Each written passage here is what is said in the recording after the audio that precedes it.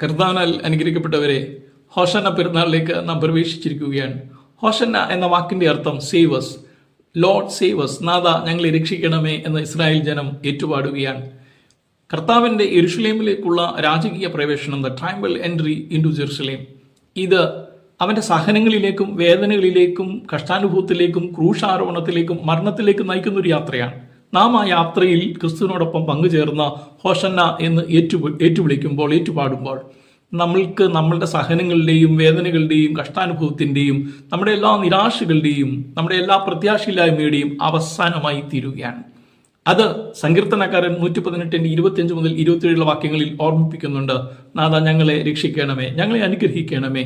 അതിന്റെ അവസാനം പറയുകയാണ്, യഹോവ ദൈവം നമുക്ക് പ്രകാശം തന്നിരിക്കുന്നു. വെളിച്ചത്തിലേക്ക് നമ്മളെ നയിക്കുന്ന ഒരു യാത്രയായി ഹോശന്ന പെരുന്നാൾ മാറട്ടെ എന്ന് പ്രാർത്ഥിക്കുന്നു. ദൈവം അനുഗ്രഹിക്കട്ടെ.